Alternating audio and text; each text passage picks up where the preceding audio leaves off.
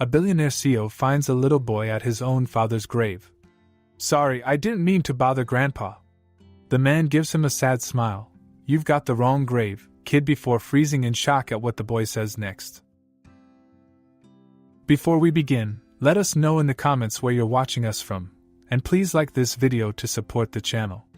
Now sit back, relax, and enjoy the story.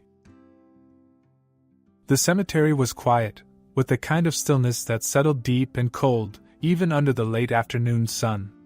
Gravel crunched softly under Marcus Hale's polished shoes as he made his way between the rows of headstones, a bouquet of white lilies gripped in one hand. It was the 4th anniversary of his father's death, and as always, he made the visit alone. He stopped in front of the familiar headstone, Robert Hale, beloved husband and father, and hesitated. The lilies felt heavier than they should. There were things he wished he could say, accusations and confessions twisted together in a mess of words he'd never untangle. But today, like every year, he said nothing. He crouched to place the flowers, careful to smooth the edges of the bouquet, as if neatness could mask everything left unsaid. Then he saw the boy. Kneeling a few feet away, half hidden by the shadow of a marble angel, the boy couldn't have been more than 10. He was thin and pale, with a too big hoodie hanging off his shoulders. He stared at the grave, lips moving soundlessly, and it took Marcus a moment to realize he was apologizing. "I'm sorry," the boy whispered, head bowed. "I didn't mean to bother you, Grandpa." Marcus straightened, brow furrowing. The words didn't make sense. There was no one else buried there, no other name on the stone. He cleared his throat, and the boy flinched, looking up with wide eyes. "Hey," Marcus said, keeping his voice level. "I think you've got the wrong grave." The boy blinked at him, confusion flashing across his face, before he shook his head slowly. "No," he mumbled. "Mom said this is Grandpa's grave. She told me where to find it." Marcus's fingers tightened around the edge of his coat. This had to be some kind of mistake. There was no way.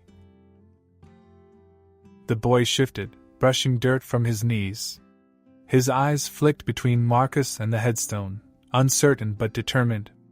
"Mom said you didn't want us," he said quietly.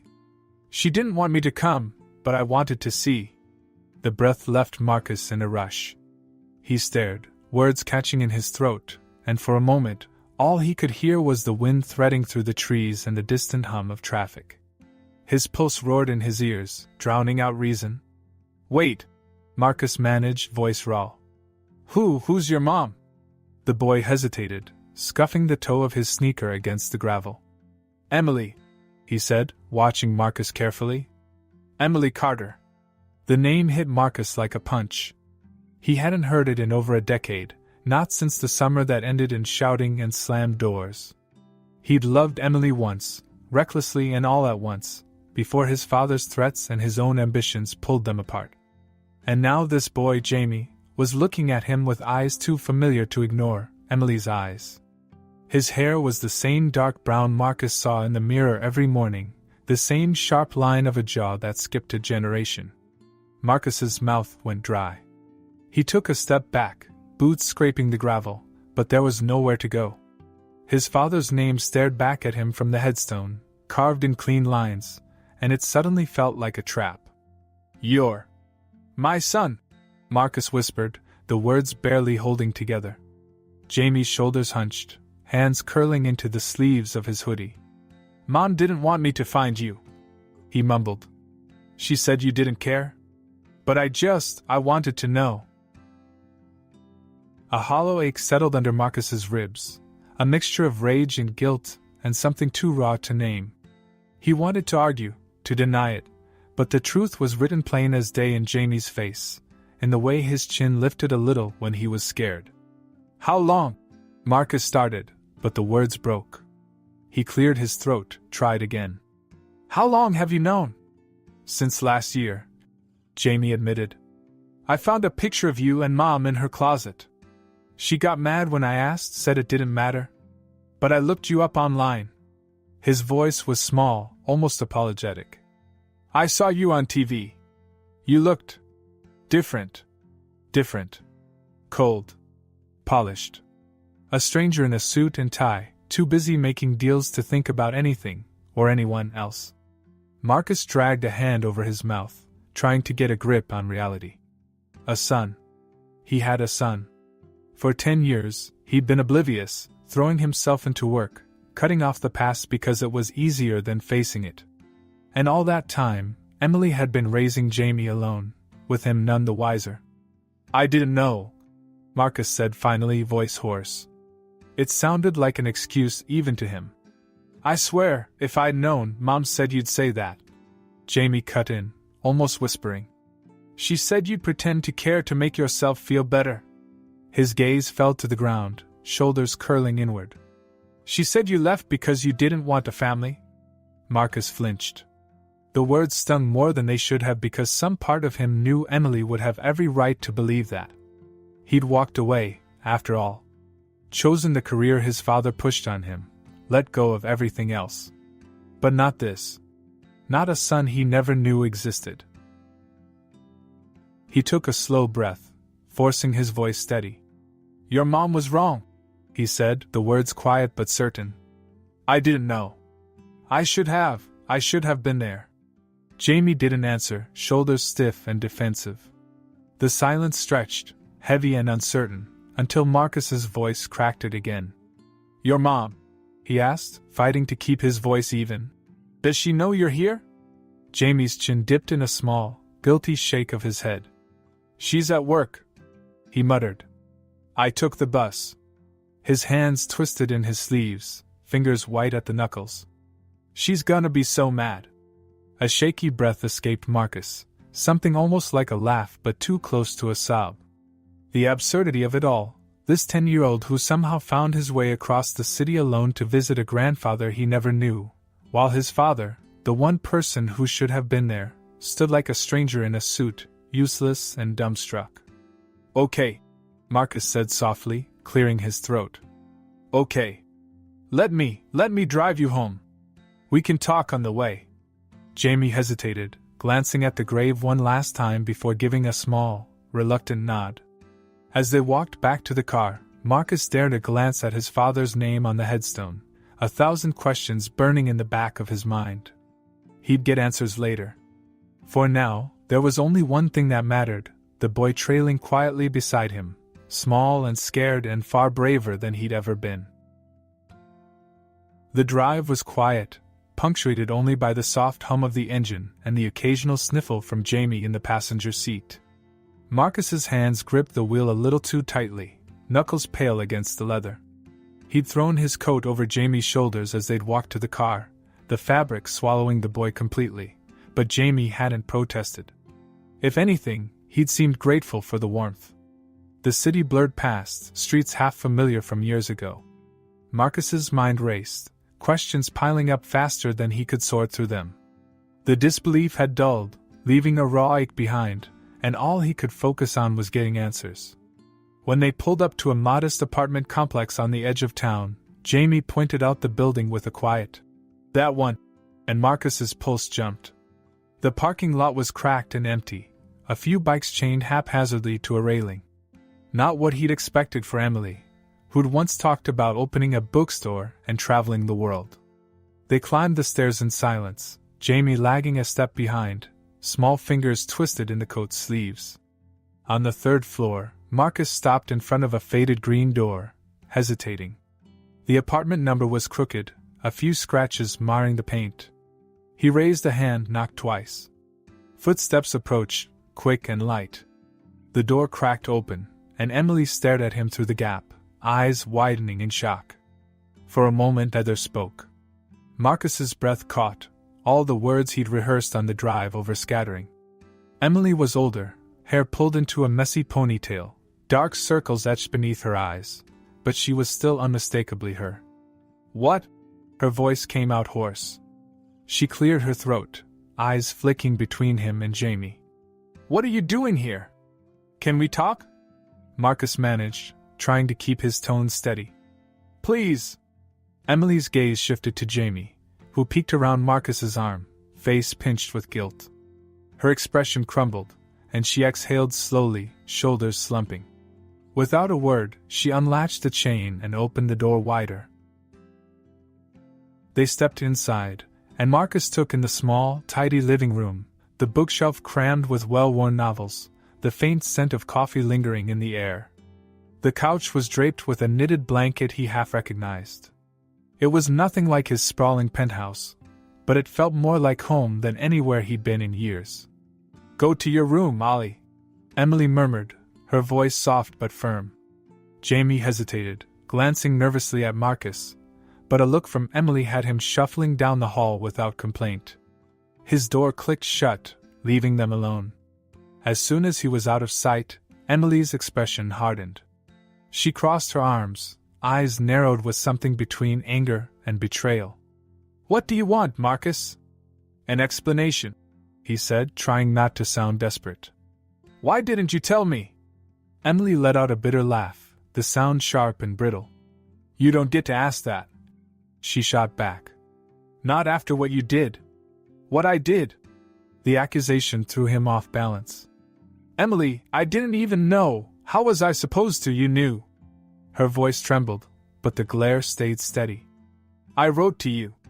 I begged you to at least see him once, and you had your lawyers send back a letter saying you wanted nothing to do with us."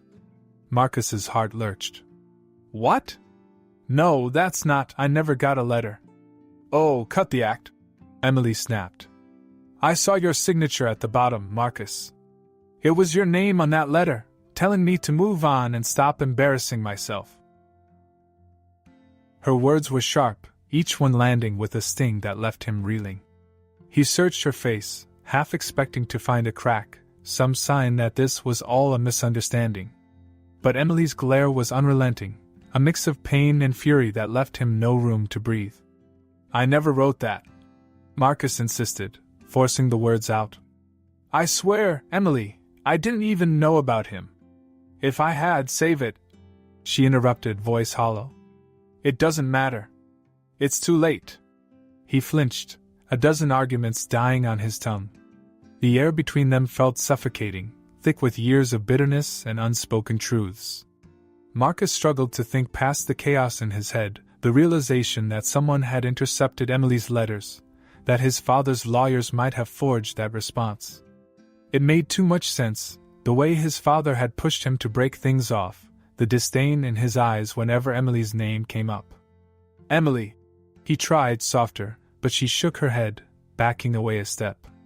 "I don't want your apologies," she said, exhaustion bleeding through the anger. "Just stay away from him. You've done enough." Her voice cracked at the edges, and Marcus's throat tightened. "He's my son," he choked out, the words raw and unfamiliar. "I deserve a chance to know him." She laughed, a hollow, humorless sound.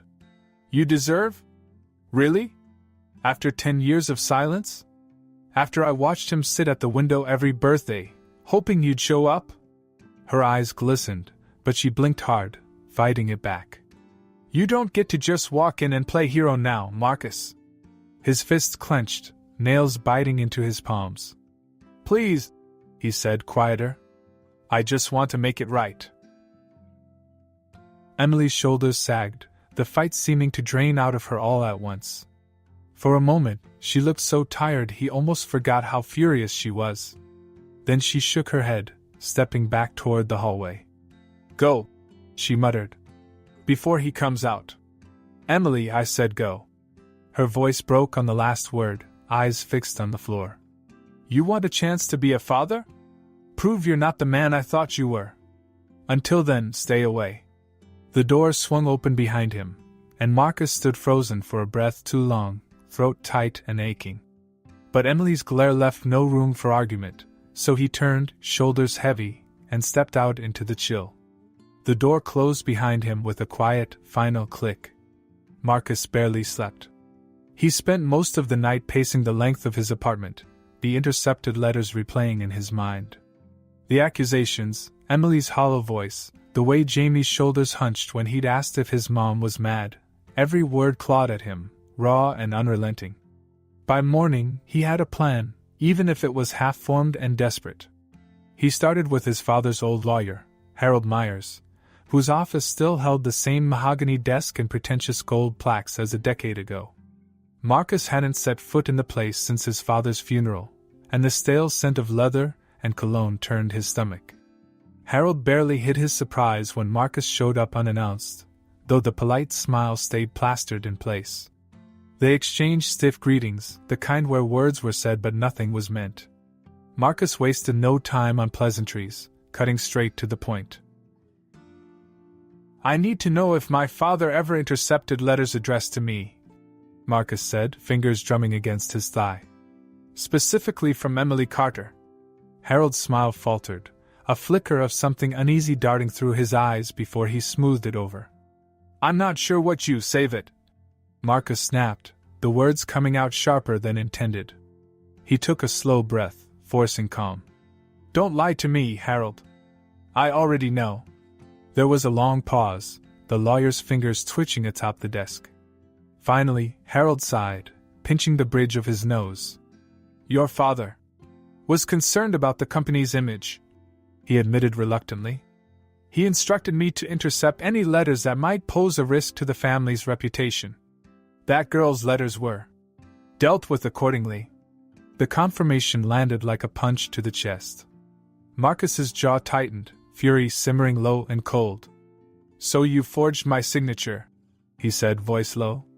Harold had the decency to look away. "Your father's orders," he mumbled.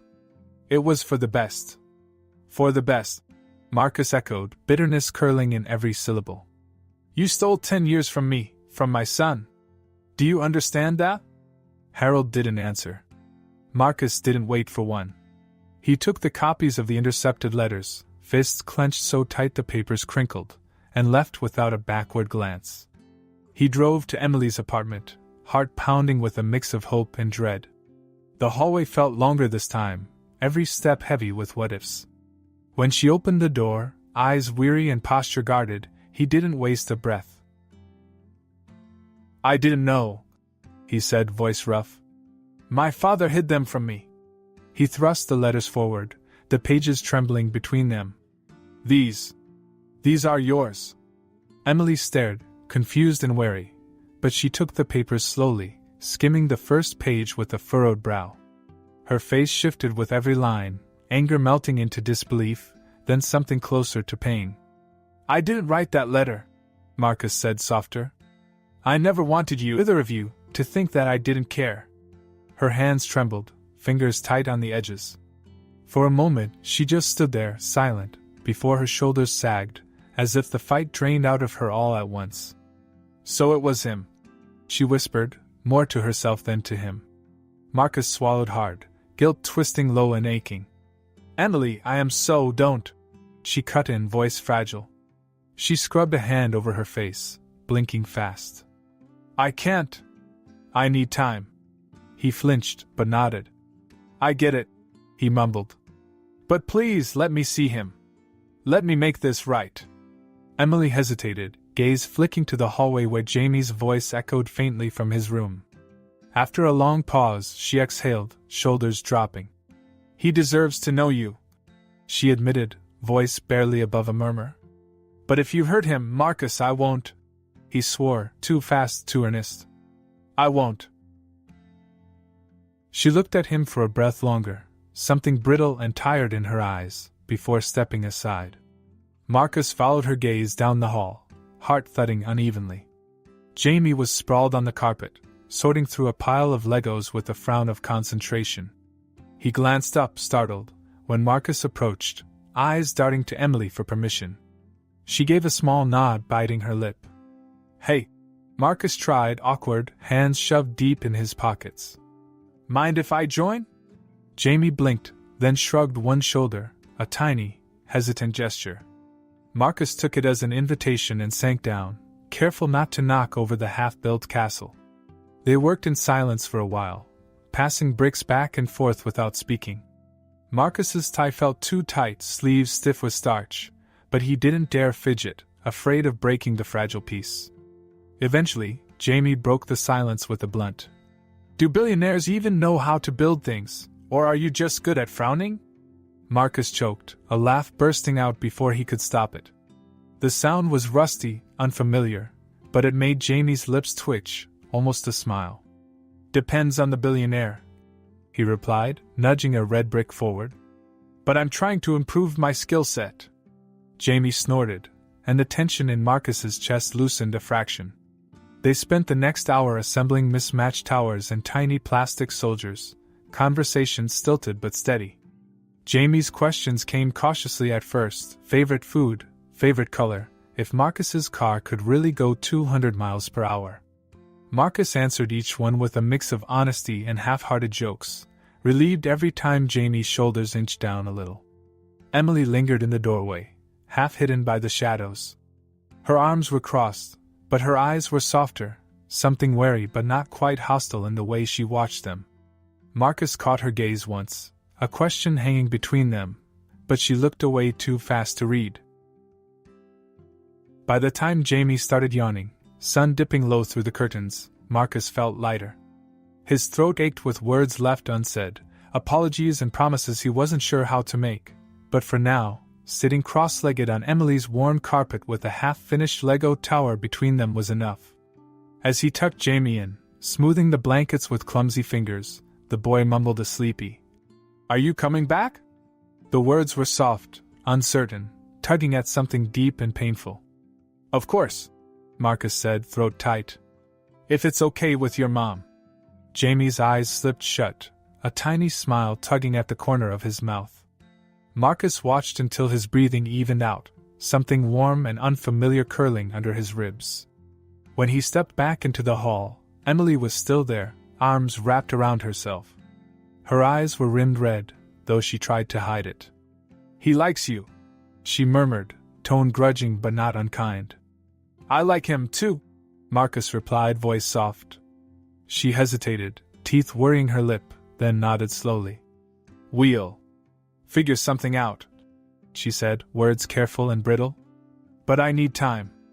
"I know," Marcus promised. "Take all you need." As he left, Emily's gaze stayed on him, no longer cold but something hesitant, almost hopeful.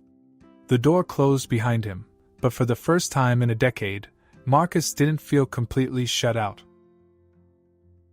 The museum was crowded for a Saturday, families milling between exhibits with the kind of easy chaos Marcus had never quite understood.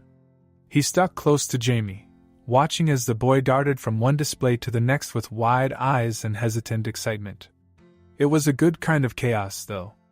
The kind that felt warm, not overwhelming. Marcus had half expected Jamie to cling to the edges, shy and uncertain, but the second they passed the dinosaur skeletons, his face lit up.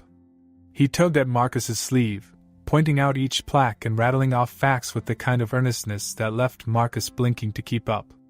"That one's a Spinosaurus," Jamie explained, almost bouncing on his toes.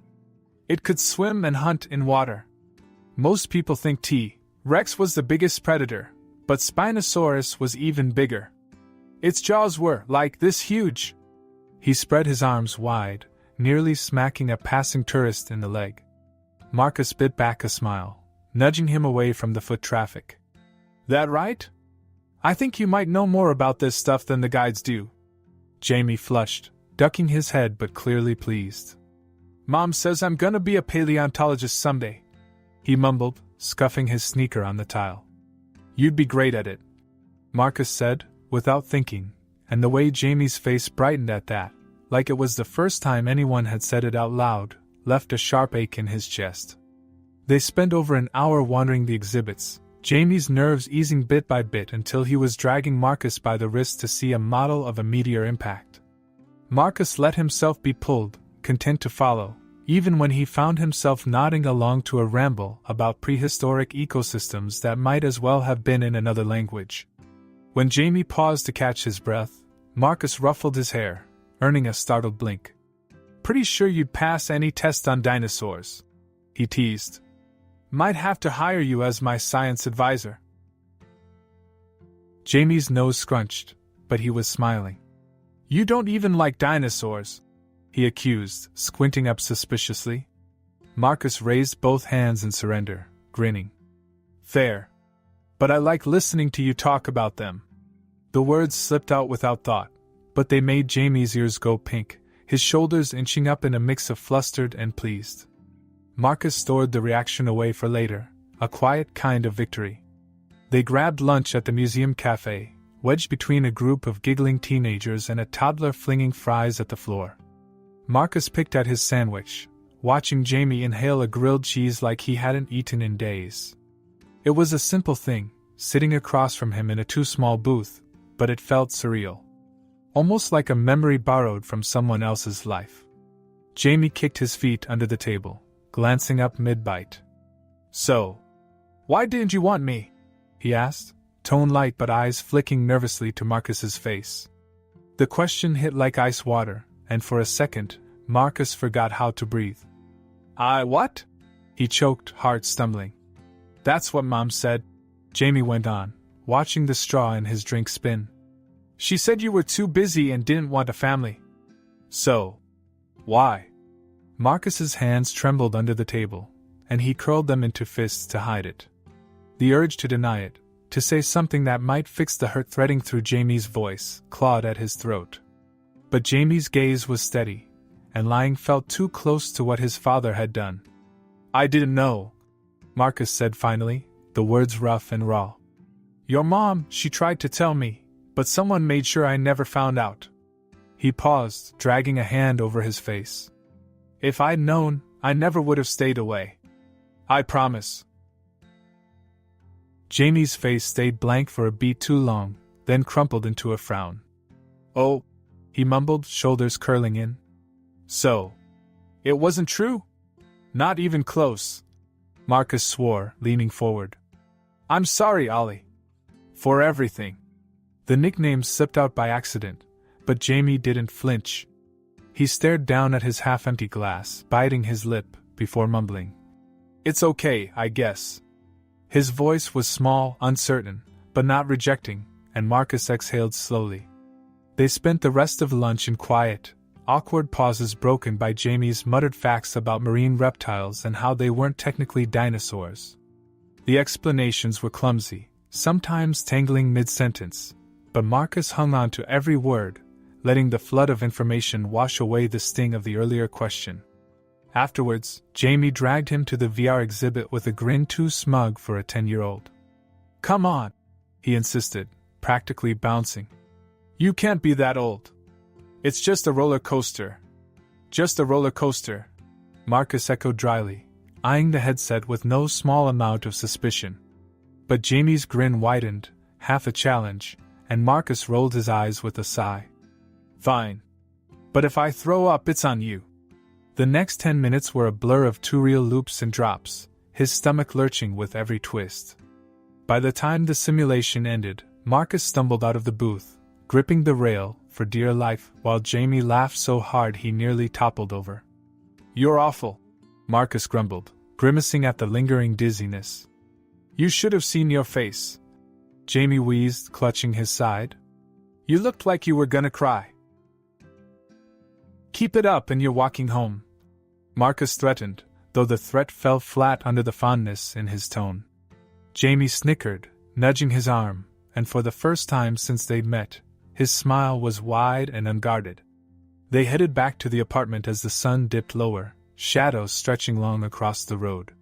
Marcus stopped at a red light, glancing sideways to find Jamie already dozing against the window, face smushed and peaceful.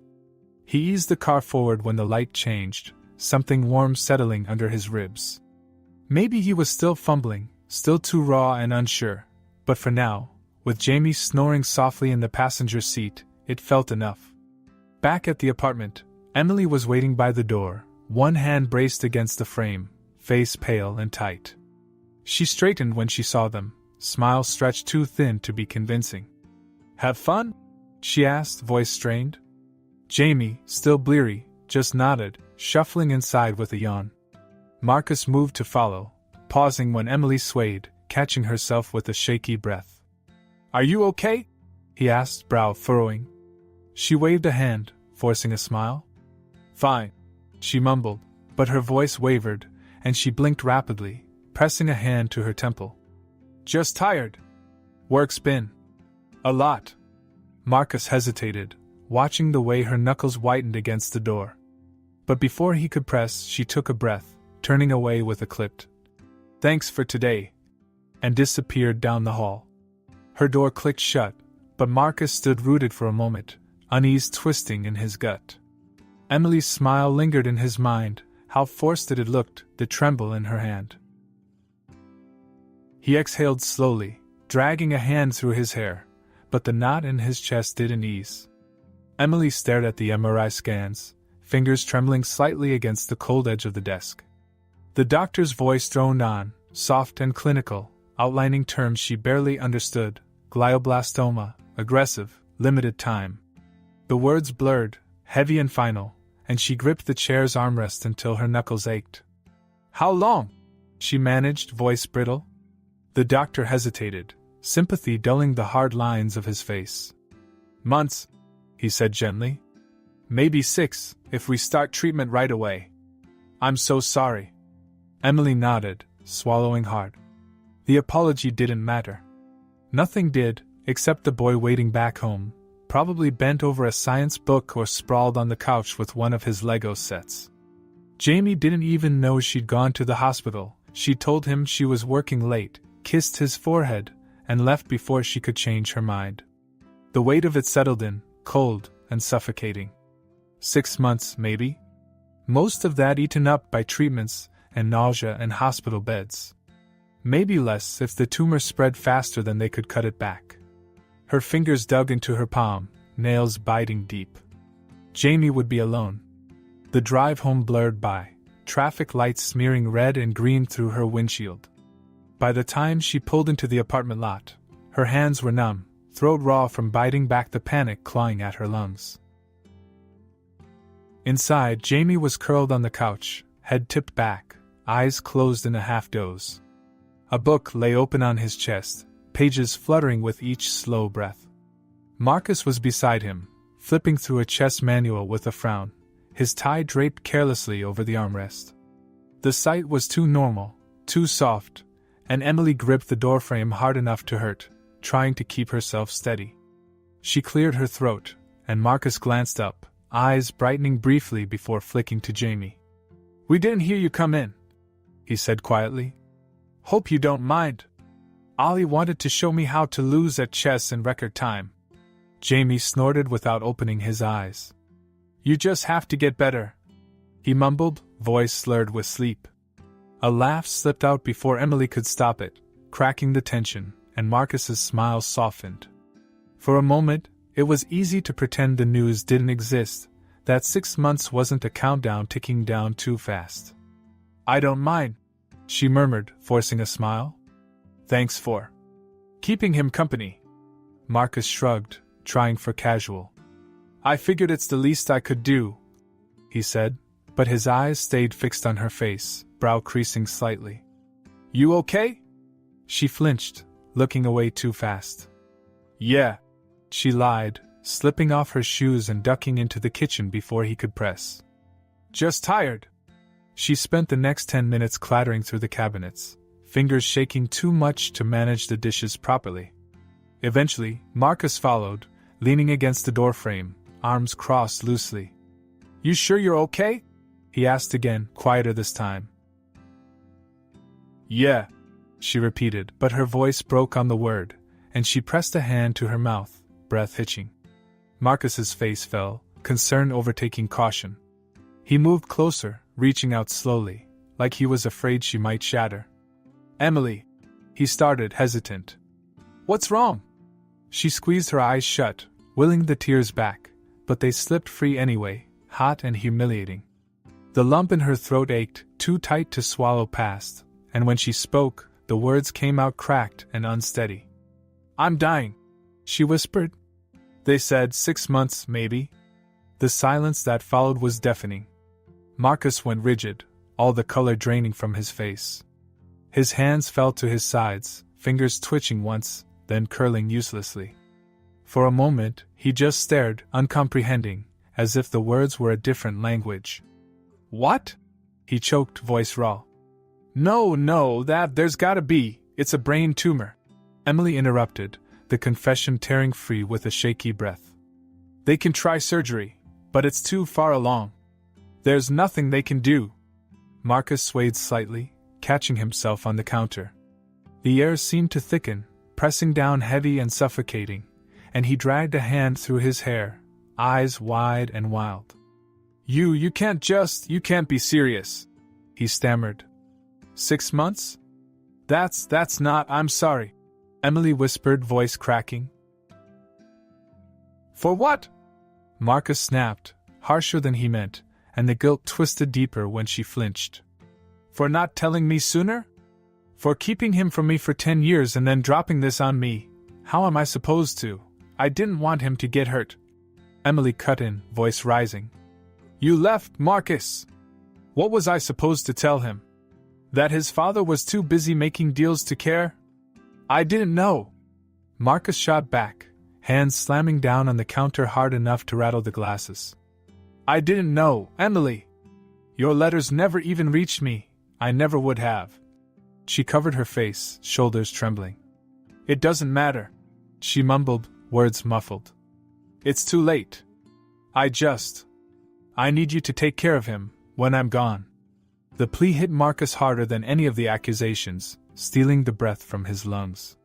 He stared, throat closing, hands useless at his sides. "Of course," he managed, voice rough. "Of course I will." She exhaled shakily, shoulders sagging. "Thank you," she whispered, so soft it barely reached him. "Just, please don't tell him yet. Not until I figure out how." Marcus's hands clenched, nails biting into his palms. The urge to argue, to demand more time, to beg her to fight, rose, but her eyes were rimmed red, dark shadows smudged beneath them, and the words died in his throat. He nodded, helpless and aching, and Emily's face crumpled. She turned away quickly, a hand pressed to her mouth, shoulders curling in. Marcus stared at her back, a dozen half-formed apologies warring in his mind, but none of them felt like enough. He left before he could break down, jaw clenched tight enough to ache. The hallway lights buzzed faintly, harsh and sterile, and he barely made it to the stairwell before his legs gave out, back sliding down the wall. His hands shook, fists tangling in his hair, breath shuddering in and out in uneven gasps. For 10 years, he'd stayed away, too angry and bitter to look back, and now the past was catching up too fast to outrun. 6 months. Maybe less. A handful of weeks to try and fix a lifetime's worth of mistakes, and the only person who could tell him how was already slipping away. Marcus squeezed his eyes shut, swallowing hard, but the tears spilled over anyway, burning hot and helpless. Emily's condition worsened faster than any of them expected. Within weeks, the headaches left her too weak to stand for long, hospital visits stretching from hours to overnight stays. The doctors talked about options, chemo, surgery, pain management, but their voices always dipped at the end, as if trying to soften the blow. Marcus heard the truth beneath the careful words. They were out of time. He took Jamie to the hospital every day after school, carrying bags of books and coloring supplies that went untouched. Jamie didn't complain, but his smiles grew smaller, sentences trailing off with worried glances at Emily's pale face. Marcus filled the silences with questions about school, dinosaurs, anything to keep the quiet from settling too thick. In the hospital room, Emily was hooked to too many wires and machines, the steady beeping a cruel reminder that every minute they got was borrowed. She smiled when they came in, though small and tired, and Jamie's face always brightened at the sight. Marcus could hardly stand to watch, the guilt twisting deeper each time. One afternoon, while Jamie slept in the armchair by the window, Emily beckoned Marcus closer, her fingers trembling faintly on the blanket. "I need a favor," she whispered, voice raspier by the day. "Anything," Marcus said without thinking, pulling the chair closer to her bedside. The words were useless, too late to mean much, but he'd say them 1,000 times if it helped. She reached to the nightstand, fumbling for a leather-bound notebook, edges frayed and cover worn. Marcus took it when she held it out, fingers brushing hers. It was heavy, the kind of weight that sank deep, and when he flipped it open, his throat tightened at the sight of Emily's handwriting filling the pages, soft cursive, slanting slightly, crowded with dates and little hearts in the margins. "It's for Ollie," Emily murmured, her voice raw. I started it a few months ago, when the headaches got bad. It's just things I wanted him to know. Advice, memories." Her breath caught, a faint wheeze, and Marcus squeezed the notebook tighter to stop his hands from shaking. "He'll love it," he said, the words thick but steady. I'll make sure he reads it. Every page." Emily's eyes shone, unshed tears catching the dim light. She swallowed hard, forcing a smile that trembled at the edges. "Promise me you'll take care of him," she whispered. "Not just don't send him off to some boarding school or hand him over to nannies. He needs—" Her voice cracked, and she pressed her lips together, breathing uneven. "He needs you. Not just someone." "I promise," Marcus choked, reaching to cover her hand with his. It was cold, fingers brittle under his palm, and he squeezed gently, throat tight. "I'll be there for him. I swear." Her eyes fluttered shut, a tear slipping free to trace her temple, but her fingers curled slightly in his, grip weak but steady. "Thank you," she breathed, so soft he almost missed it. They stayed like that for a while, the silence filled only by Jamie's quiet breaths and the faint hum of machines. Marcus ran his thumb over her knuckles, words piling up behind his teeth, apologies, regrets, memories that hurt too much to say out loud. But Emily's breathing evened out, lashes brushing pale cheeks, and he let the silence stand. The next day, Emily managed to sit up, barely, insisting on fixing Jamie's collar when he clambered onto the bed. Her hands were unsteady, but her smile stayed firm as she smoothed out his wrinkled shirt, murmuring something about keeping handsome. Jamie grumbled, cheeks red, but didn't pull away, leaning into her side with a mumbled complaint about embarrassing moms. Marcus watched, throat aching, fingers tight around the notebook Emily had handed him. He turned it over in his lap, thumb brushing the spine, every word in it weighing heavier than the last. Later, when Jamie insisted on learning how to tie a tie properly, after seeing Marcus fumble with his own, Emily chuckled softly from the bed, eyes half closed.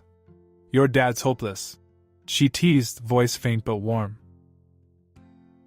Jamie snorted, tugging at the crooked knot Marcus had managed. "I can tell," he deadpanned. "You need lessons, seriously. This looks like a noodle." Marcus raised both hands in surrender. "Hey, I've got plenty of other skills," he protested, mock offended. "Like ordering takeout and arguing with my assistant." "Wow," Jamie drawled, unimpressed. "Super useful." Emily laughed, the sound thin but real, and Marcus glanced over in time to see her lips curl, eyes bright with something soft. For a moment, the lines of pain eased, leaving her almost at peace. The sight left Marcus's chest tight, breath short and unsteady. That night, Marcus lingered after Jamie fell asleep on the couch, blanket bunched up to his chin. The nurses came and went with quiet efficiency, adjusting machines, checking monitors. Emily's breaths came slow and shallow, each one rattling faintly. Marcus sat beside the bed, watching the slow rise and fall, every tick of the second hand counting down too fast. She stirred as dawn broke, lashes fluttering. Her gaze slid to Marcus, unfocused but warm, and her lips curled faintly. He leaned forward, fingers finding hers, rapping gently. She squeezed back, so light he barely felt it. "You're doing good," she mumbled, barely more than a breath. "Ollie's lucky." His throat tightened, and he forced a smile, blinking back the burn in his eyes. "It's all him," he rasped. "I'm just trying to keep up." She huffed a faint laugh, eyes slipping shut again. Her hand stayed limp in his, breath slowing bit by bit, fading into shallow gasps. Marcus held on, fingers brushing her wrist, breaths coming too fast and too uneven. By the time the sun broke through the blinds, painting the room in gold and gray, her hand was still. Her lips were parted, face smooth and quiet, a faint smile lingering at the edges. Marcus's chest caved, air catching in his throat, and he hunched forward, forehead pressing to their joined hands, shoulders shaking with each breath.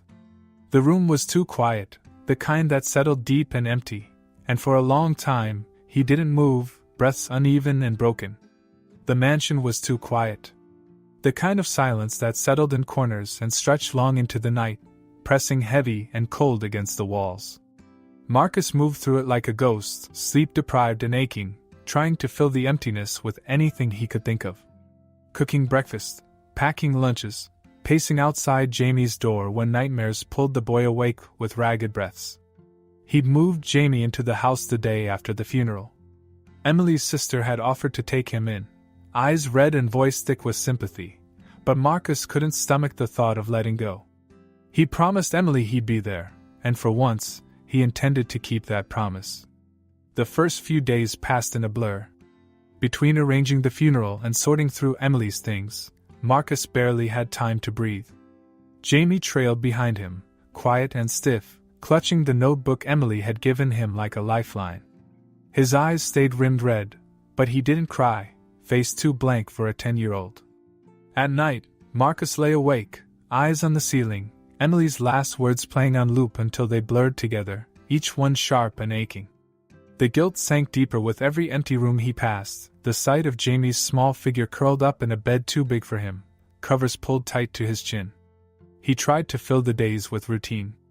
Breakfast at 7, school drop-off, afternoon snacks, and homework spread across the dining table. It felt clumsy and stilted, each word forced and awkward, but Jamie didn't complain. Mostly, he just stared down at his books, answers quiet and monosyllabic, barely looking up when Marcus asked how school was. The house itself felt hostile, every surface too clean and too cold. Emily would have hated it, would have brought in plants and bright blankets, piled books on every flat surface. Marcus caught himself staring at the walls too often, fists clenching at the emptiness. He tried to cook once, fumbling through a recipe for spaghetti he found in a drawer. It ended in smoke and a half-melted spatula, Jamie's wide eyes peeking over the kitchen island as the fire alarm shrieked. In the end, they ate takeout in silence, noodles half cold and sticking together, Jamie poking at his plate with a fork. The school calls started a week later. Fights on the playground, skipped homework, sharp words thrown at teachers. Marcus sat through each conference with his jaw clenched, apologizing and promising it wouldn't happen again, but Jamie's sullen frown never wavered. One afternoon, after the third call in as many days, Marcus tried to talk to him, sitting down on the edge of the bed and forcing a smile. "Hey," he started, voice too light. "What's going on, buddy?" Jamie shrugged, picking at a loose thread on his sleeve. "Nothing," he muttered. "Just didn't feel like doing math." "Is someone bothering you at school?" Marcus pressed, trying to keep the desperation from bleeding through. "You can talk to me, you know. About anything." Jamie's shoulders hunched higher, lips pressed tight. He stared at his lap, refusing to answer, and Marcus's heart sank, frustration tangling with guilt. He forced a hand through his hair, trying to find the right words, but every sentence died on his tongue. After a week of dead-end questions and one-word replies, he caved and called a therapist, stumbling through an explanation over the phone while Jamie sat hunched in the next room, shoulders drawn tight. He hated the way it felt, like admitting defeat, but Emily's notebook was still tucked under Jamie's pillow, pages dog-eared and worn from nights spent reading by flashlight. The therapist's office smelled like lavender and cheap coffee, the walls painted a too cheerful yellow. Jamie spent the first 2 sessions staring at the carpet, answers clipped and dull, fingers curled tight in his sleeves. Marcus sat outside, hands twisting in his coat, trying to breathe through the anxiety clawing at his chest. The breakthrough came 3 weeks in. A storm thundered outside, rain hammering against the windows, wind howling through the trees. Marcus made hot chocolate, burned his thumb on the kettle, and carried 2 mugs to Jamie's room, knocking gently. The door creaked open, Jamie's face blotchy and tired, eyes rimmed red. He let Marcus in without a word, crawling back onto the bed and drawing his knees up to his chest. Marcus hesitated in the doorway, balancing both mugs, then sighed and settled at the foot of the bed, careful to keep space between them. They sat in silence for a while, the wind howling outside, rain streaking down the glass. Marcus blew at his cocoa, throat tight with all the things he didn't know how to say.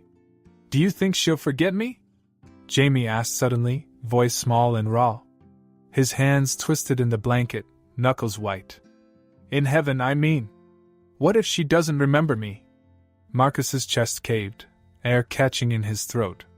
For a second, he couldn't breathe, the pain so sharp and immediate it left him reeling. He set the mug aside, wiping a hand over his face, swallowing hard past the lump in his throat. She could never forget you. He choked, voice cracking. Not ever.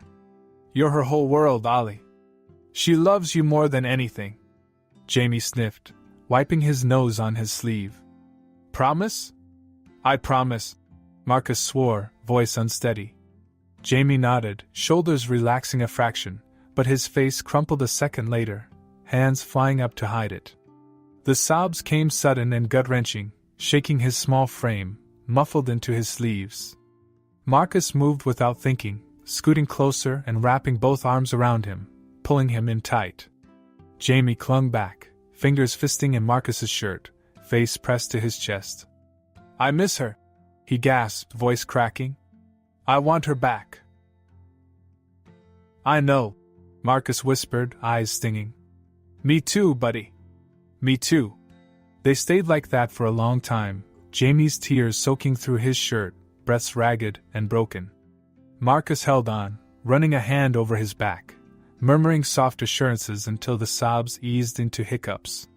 Eventually, Jamie pulled back, scrubbing at his face with the sleeve of Marcus's shirt, eyes puffy and red. He sniffed, then scowled faintly. Your cooking sucks. He mumbled, voice thick. You need lessons. A startled laugh burst out before Marcus could stop it, and Jamie's glare softened at the edges, almost a smile. Yeah, probably. Marcus agreed, chuckling weakly. Maybe you can teach me. Jamie snorted, wiping his nose. Yeah, right. You'd burn cereal.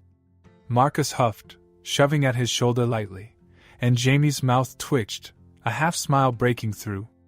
For the first time in weeks, the ache in Marcus's chest eased, breath coming a little lighter.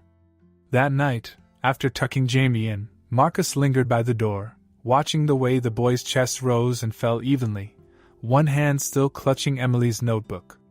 The house was still too quiet, too empty, but the knot of grief and guilt didn't feel so suffocating, hope a faint but steady beat beneath it.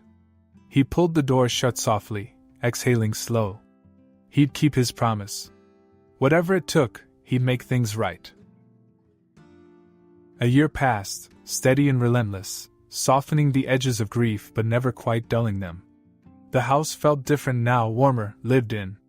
Photos lined the mantel, shelves crowded with paperbacks and half-finished Lego sets. The empty silence had given way to music and muffled laughter, footsteps pounding down hallways and sleepy mumbles over breakfast. Marcus adjusted his tie in the hallway mirror, scowling when the knot slipped crooked for the third time. He tugged it loose with a sigh, fingers clumsy and impatient. Before he could try again, Jamie appeared in the doorway, leaning against the frame with an exaggerated sigh.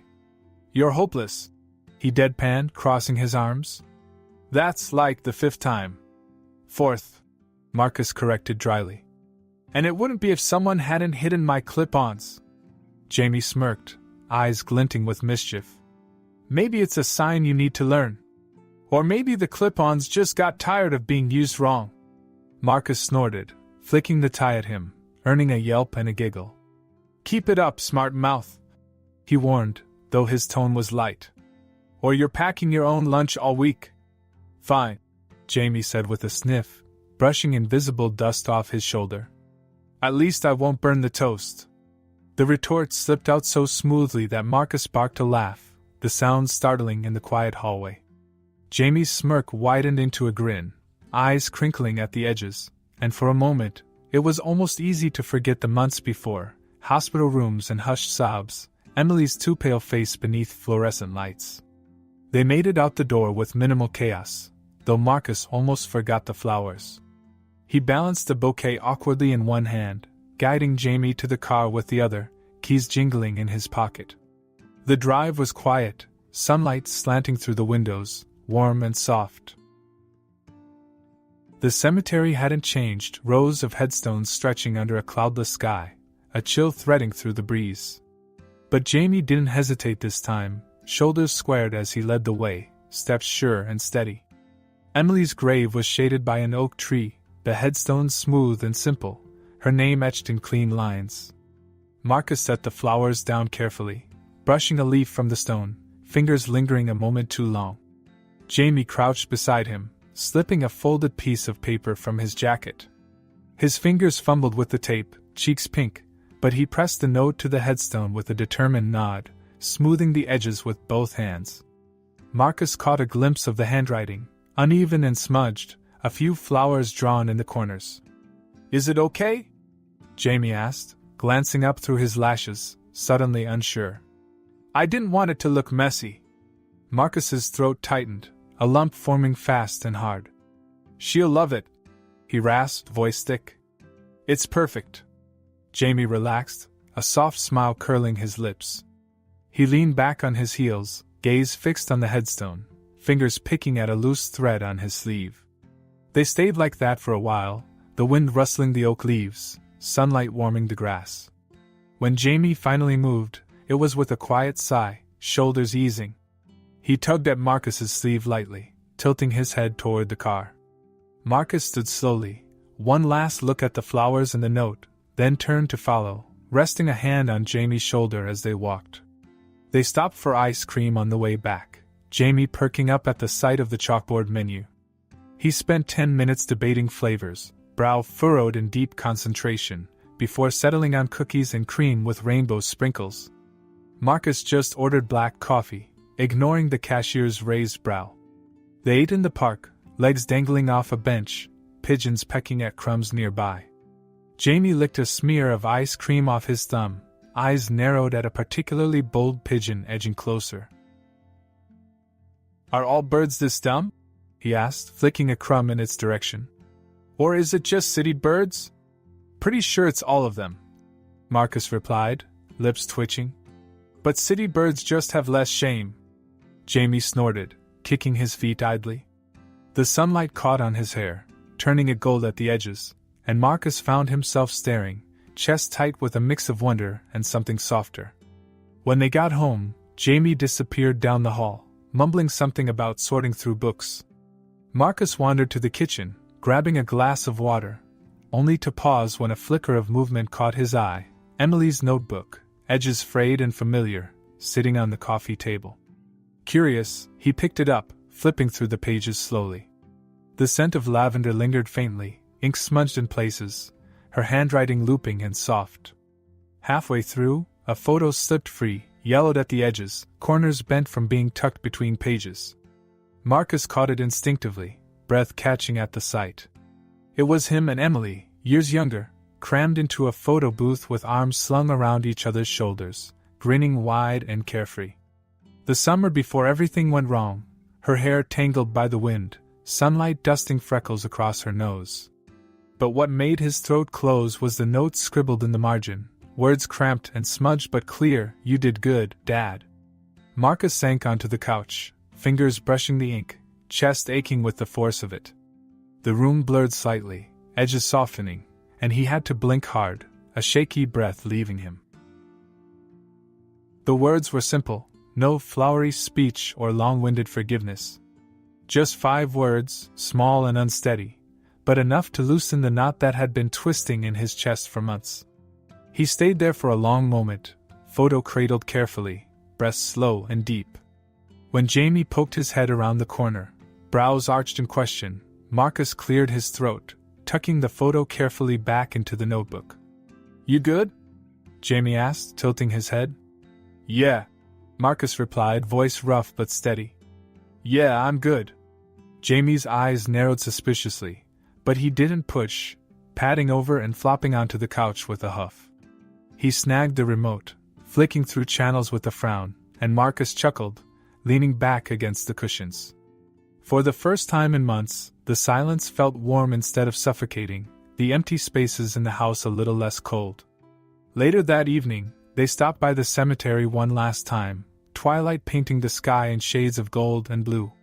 Marcus took Jamie's hand, squeezing gently, and Jamie squeezed back, the touch small but certain. They stood by Emily's grave for a while, the breeze cool and soft, flowers rustling quietly. Marcus traced the edges of the headstone with his thumb, exhaling slowly. "We're gonna be okay," he murmured, more to himself than to her. "I'll make sure of it." Jamie leaned into his side, cheek pressed to his sleeve, eyes fluttering shut. The tension in Marcus's chest unwound slowly, replaced by something warm and steady, hope threading through the ache. They left as stars began to peek through the dark, fingers still twined together, footsteps light and sure. If you enjoyed this story, don't forget to leave a like, it really helps out the channel. And if you want more heartwarming and emotional stories like this, hit that subscribe button and turn on notifications so you never miss an upload. Let me know in the comments what you thought of this one, I'd love to hear your reactions. Thanks for watching, and I'll see you in the next story.